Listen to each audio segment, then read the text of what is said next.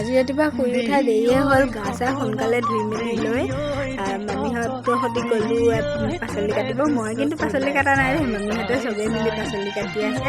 আজি আচলতে খানা আছে, সেইদিনা বিহু হুঁচৰি গাইছিলোঁ যে সেয়া খানা। তাৰপিছত এইপিনে আকৌ চালাডৰ কাৰণে পাচলি কাটি আছে।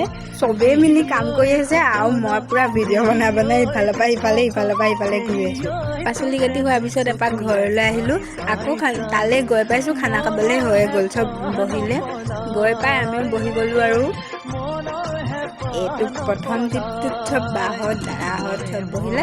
তাৰপিছত আকৌ বহিছে ছেকেণ্ড টিপটো, চবেই এনেকৈ বহিয়ে ল'লে। এইফালে মামীহঁতো বহিলে আৰু সিহঁতক পূৰা একাষৰীয়া কৰি দিয়া হৈছে। এইফালে ভাত আহি গ'ল, প্ৰথমতে ভাত, দালি, চাটনি, তাৰপিছত চব্জি আহি গ'ল, তাৰপিছত আকৌ ঘণ্টা আহিলে, তাৰপিছত মাংস আহিলে। খাই মেলি ভাতকেইটা খাই দিম বা